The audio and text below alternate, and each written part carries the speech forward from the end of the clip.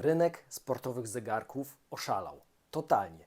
Ceny nowych flagowców w 2026 roku przebijają kolejne granice, a marketingowcy wmawiają nam, że bez ekranu AMOLED i tytanowej koperty za 4000, ba, nawet za 8000 zł nie zrobimy porządnego treningu.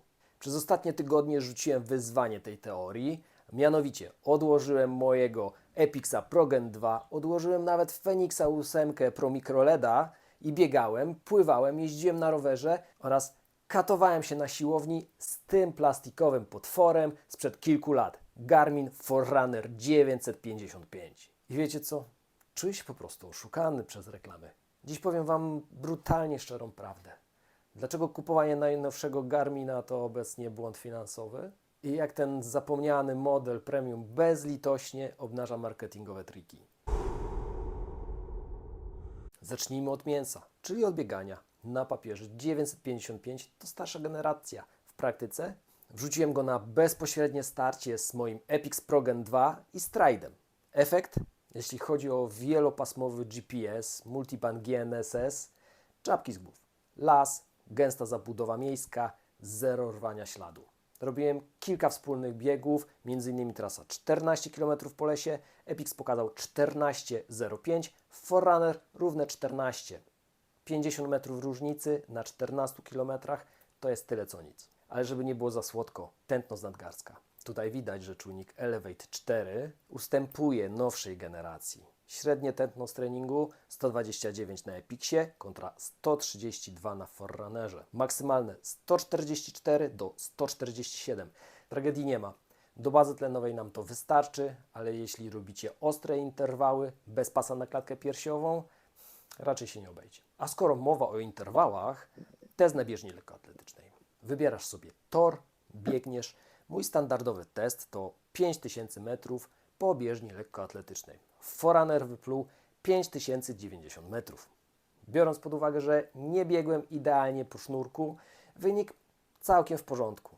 Ale to, co zrobił na zwykłej bieżni mechanicznej w zamkniętym pomieszczeniu, szok. To jest test, na którym wysypuje się większość dzisiejszych flagowców. Do momentu, dopóki ich ręcznie nie skalibrujesz. Forerunner 955 bez żadnej pomocy pokazał równe 5000 metrów, dokładnie wtedy, kiedy bieżnia wybiła również 5000 metrów. Czyli dokładnie tyle samo, jest to kosmiczny wynik. Oczywiście na bieganiu zegarek daje nam pełną analitykę, wykrywa marszobiegi, pokazuje staminę, obciążenie wysiłkiem i świetnie rysuje wpływ treningu na nasze body battery. Ma jednak jedną poważną wadę dla biegaczy, gadżeciarzy, moc biegowa z nadgarstka.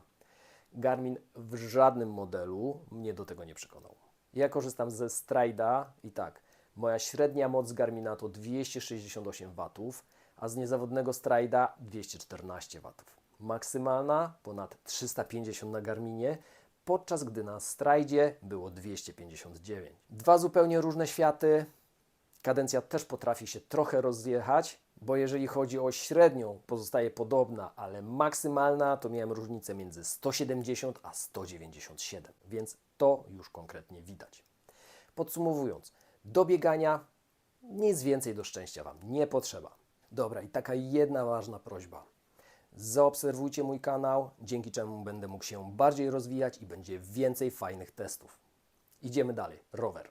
Osobiście na szosę wolę dedykowany licznik, ale jeśli szukacie jednego urządzenia do wszystkiego, bo goni Was budżet, patent jest prosty. Spinacie Forerunnera z pasem tętna, montujecie go na kierownicę i macie pełnoprawny komputer pokładowy. Co fajne, można go wykorzystywać również w treningach w domu, można go sparować z inteligentnymi trenażerami, zbiera moc, steruje oporem. Dodatkowo, jeżeli mamy peryferyjne urządzenia, możemy je również do tego podpiąć, jeżeli mamy radar Varia czy jakieś inne oświetlenie, zero kompromisów. A siłownia? Tu przeżyłem ogromne zaskoczenie.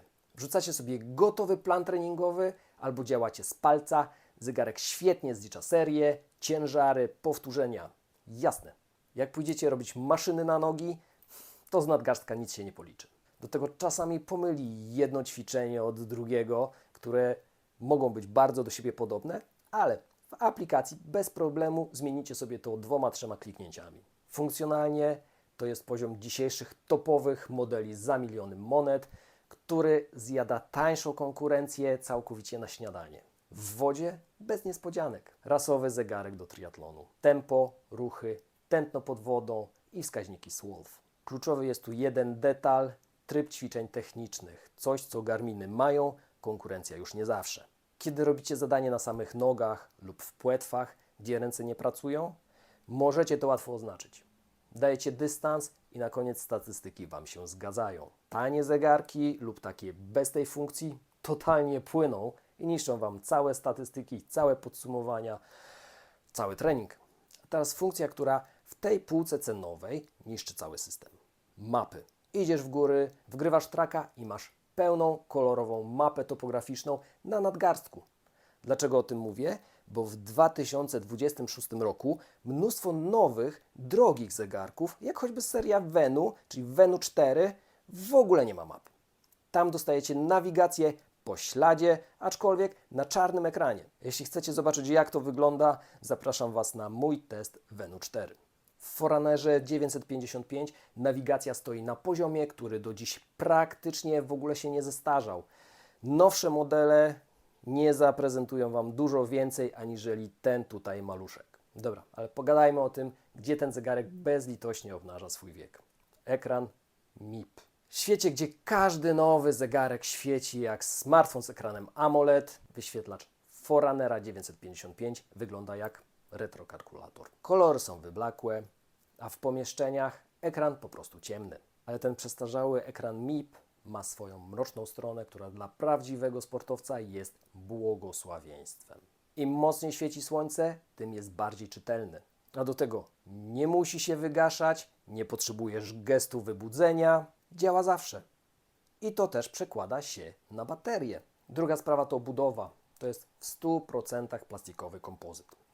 Nie ma tytanu, nie ma sznytu premium. W koszuli na spotkaniu biznesowym będzie wyglądał raczej średnio. Mój Epix Pro Gen 2 z włączonym ekranem Always On przy mojej intensywności treningów wystarcza na 3 dni. Fenix 8 Pro Micro LED z włączonym Always Onem to macie prawie 2 dni. A w Forerunner 955 zapominam, gdzie zostawiłem kabel. Przy normalnym użytkowaniu spokojnie 3 tygodnie macie wolności od ładowania. Do tego dostajemy hybrydowe sterowanie, czyli bardzo dobry dotyk, który sprawdza się przy mapach i niezawodne fizyczne przyciski, których czasami brak mi w tych wyższych modelach typu Venu X1. To się sprawdza, kiedy masz mokre ręce albo biegniesz w zimowych rękawiczkach. Garmin Forerunner 955 to dzisiaj złoty gral opłacalności. Oferuje jakieś 90% funkcji najnowszych flagowców, z których będziemy korzystać.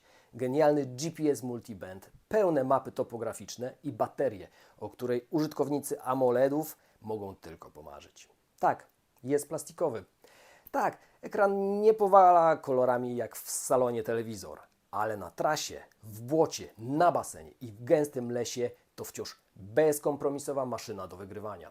Zamiast wydawać ciężkie pieniądze na najnowszy model tylko po to, żeby mieć ładniejsze menu, kupcie ten model, a zaoszczędzone pieniądze wydajcie na dobre buty albo fizjoterapeutę, co sprawi, że na pewno będziecie lepiej biegać, lepiej pływać i lepiej jeździć na rowerze.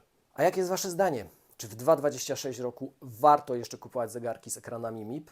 Dajcie proszę znać w komentarzach, co myślicie o kupowaniu takiego zegarka, który ma już swoje lata, nie dostaje nowych aktualizacji, ale poza tym działa świetnie. Do tego nie zapomnijcie o subie, jeśli chcecie więcej takich szczerych testów bez marketingowego ściemniania. Do zobaczenia, ja lecę na następny test.